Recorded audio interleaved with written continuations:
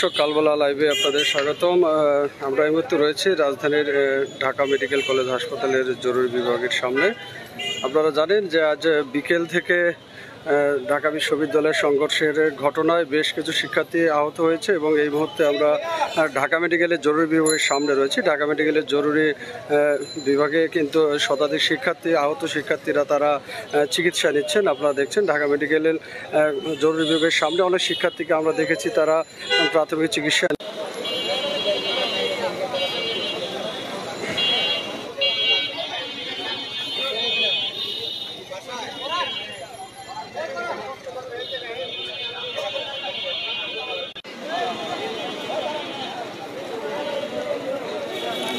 দর্শক আপনারা জানেন আজ দুপুরের পর থেকে কিন্তু ঢাকা বিশ্ববিদ্যালয় এলাকায় দফায় দফায় এই সংঘর্ষের ঘটনা ঘটেছে এবং এই সংঘর্ষের ঘটনায় বেশ কিছু শিক্ষার্থী আহত হয়েছে এবং আহত শিক্ষার্থীদের কিন্তু ঢাকা মেডিকেল কলেজ হাসপাতালে চিকিৎসার জন্য নিয়ে আসা হয়েছে। এই মুহূর্তে ঢাকা মেডিকেল কলেজ হাসপাতালের জরুরি বিভাগের সামনে আপনারা দেখছেন।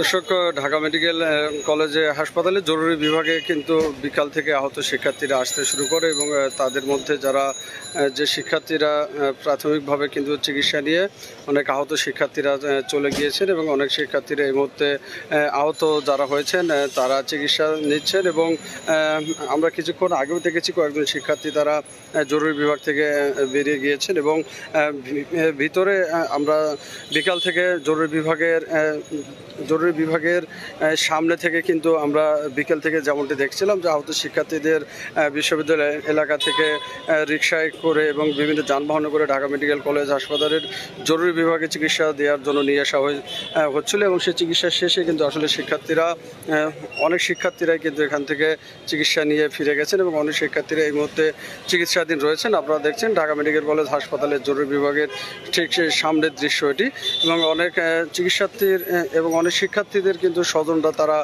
খোঁজখবর নিতে ঢাকা মেডিকেল কলেজ হাসপাতালে এসেছেন। আপনারা দেখছেন ঢাকা মেডিকেল কলেজ হাসপাতালের জরুরি বিভাগের সামনের দৃশ্য।